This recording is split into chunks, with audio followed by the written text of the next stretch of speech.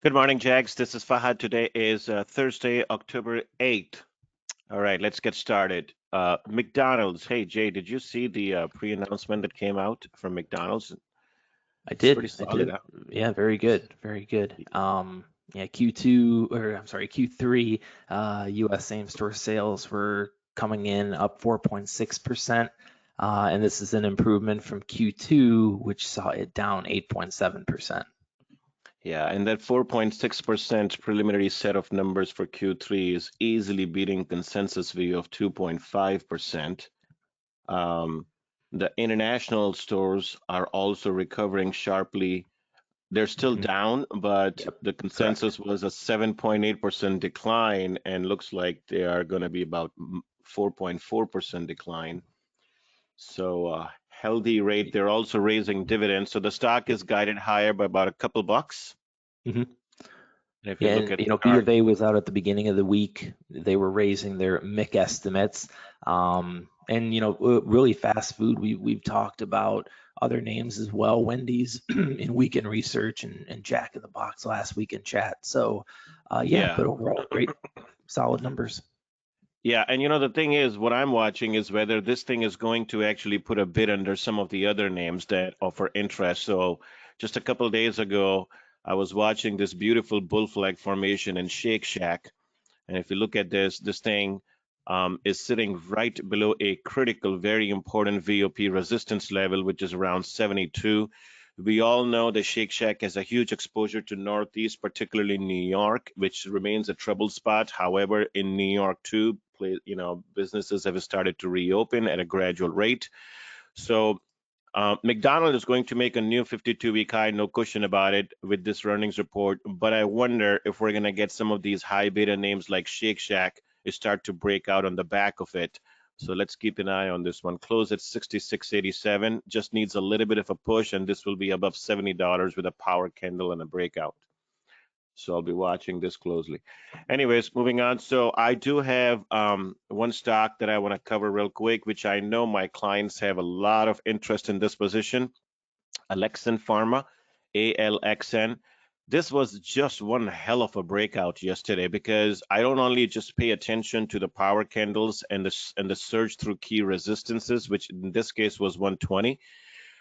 But it's the volume profile behind this. If you notice in the last 3 to 4 days, as this thing has been making a run, volume has just surged. And yesterday's volume was the highest volume we have seen in the entire year. So it was a major, major accumulation day. And with the stock at 125, we were seeing call buyers stepping in for as far out as November 150 strike. So basically suggesting that there's going to see much more upside from here than what we have seen so far. So I do want to provide some color in case if we didn't cover this previously. But the company actually pre-announced and provided some long-term guidance 2 days ago, and that's why the stock was running. Most importantly is the company noted that they now have 10 launches, recent launches that will aid their growth, and the guidance relies on neurology franchise growth and the conversion in MG to Ultomiris. And to that ends, they see that MG growth prospects as numerous agents advance in the competitive landscape. So basically, they're taking a leadership position in the neurology space, and they believe that there's going to continue to power the stock higher. Also, on a long-term scale, the company said that their long-range guidance now calls for $9 to $10 billion in annual revenue run rate by fiscal year 2025, and this represents a significant beat versus the consensus long-term estimates. And the key assumptions around this is basically the same thing, which is 10 launches and several other key programs that are currently in play, which are going to be coming out. Regarding the pipeline, the part that within the neurology space that really caught my attention was the management said that they believe that they can hit the long-term targets in neurology by 2025 of 7,500 patients, which would be a 4 times increase than what the company previously provided or what the street was looking for. and they believe they're going to execute on this. They're going to get to that point. So it's a very aggressive but also extremely bullish outlook on the long-term scale by 2025 that the management laid out a couple days ago. And so, and then lastly, on a short-term basis, if we look at the revenue mix of Solaris and Ultimoris, which is the two key products for the company raised guidance for the fiscal year 2020 revenues to 5.86 billion versus 5.56 billion estimate. And so also the operating margin profile is improving, and now they see that rising to above 50% operating margin. So that improves significant amount of free cash flow for the company. So, this is pretty good all around. Very strong outlook on the pipeline, very strong outlook on the long-term targets, on margin, on revenue growth, major key launches, leadership position in neurology, just an overall a really, really good quarter. Now, this stock has always popped on rumors of M&A, and as you know, I rarely ever buy anything purely on M&A prospects, but based on this thing, I don't think this thing is going to pull back, especially given the technical breakout that we have seen. Even if the market sells off or something happens, I think that any pullback down to 115 to 120 level, and the stock closed at 126 yesterday, or 125 rather, anything down to 120, 115 to 120 level is just going to present another buying opportunity, and I expect overall higher highs and higher lows to continue in stock. So it becomes a very nice play now with this technical breakout and the fundamental picture that we have in front of us. That's it from me. Jay? Hey everyone. So today I plan on issuing a homepage write-up on another small cap under the radar stock, and that is Great Lakes Dredge and Dock. Symbol is GLDD. Always something new. Yep. Oh, it's the theme right now. So GLDD is the largest provider of dredging services in the United States.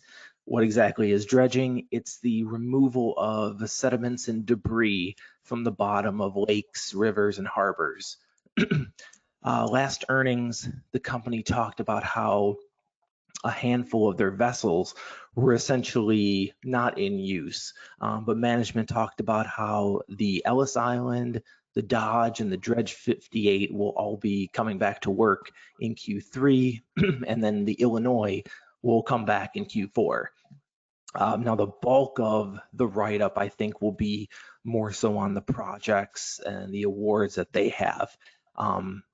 During Q2, they talked about how the domestic bid market came in at 428 million, and the company had won 92.5 million of that. And then subsequent to the quarter, they were awarded 63.2 million in project work and an additional 32 million in low bids pending an award. Now, Noble Financial was out with a note on Monday, essentially saying how the dredging outlook remains solid, and how they're tracking several other opportunities that are on the near-term horizon.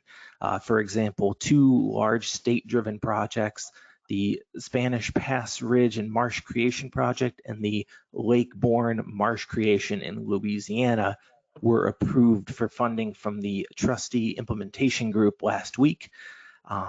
So nonetheless, you have a lot of upcoming contracts, awards that are going to be happening. And then, as I talked about, their vessels that they have, they will be returning to work in Q3. Interesting one. Never even heard of this company, and I didn't even know what dredging was until you just brought it up first time. So there's always something for me new to learn.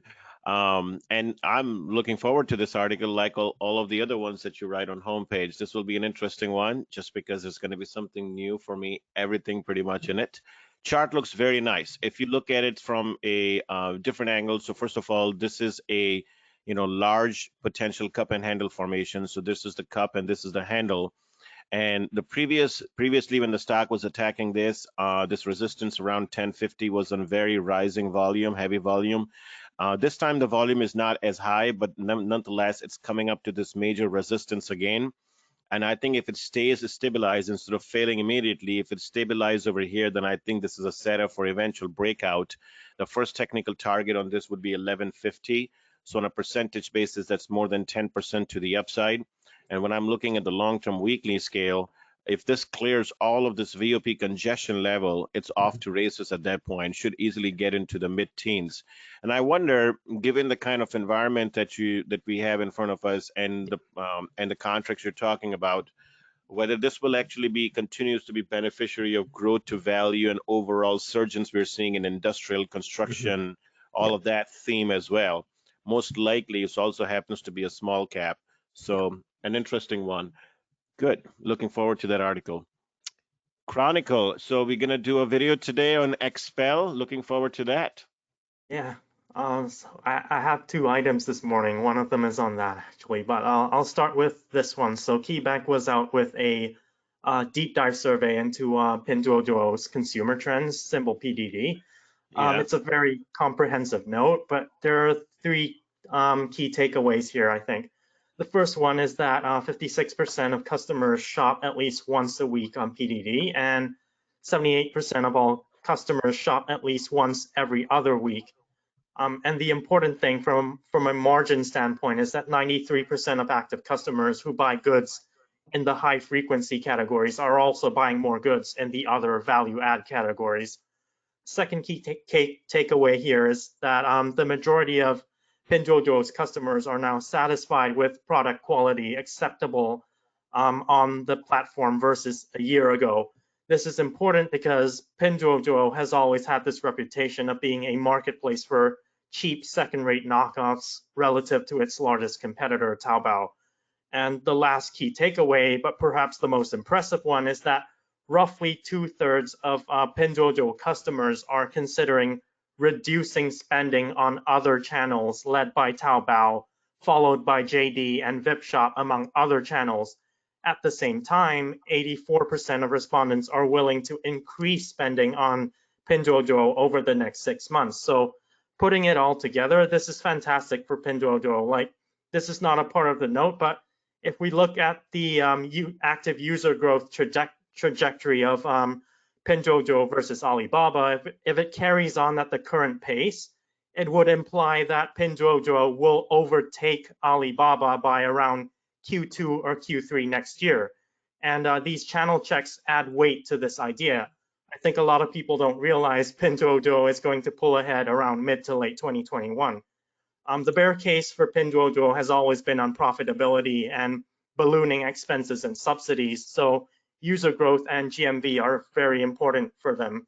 So that's my first item. Yeah, I just want to remind everybody that this is fantastic. First of all, we were discussing in our internal chat the other day, and you had mentioned something very interesting, that you would expect that Pinduoduo one day will have more monthly and daily active users than Alibaba, Alibaba Taobao Mall especially. And the way the trajectory is coming out in front of us, it seems like they're going to get there rather very soon.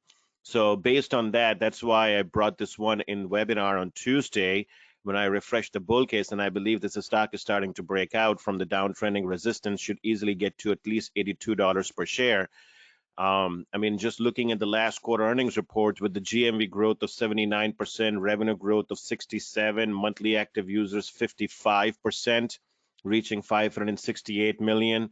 Average annual spending per buyer 27% year-over-year growth, reaching $262.80.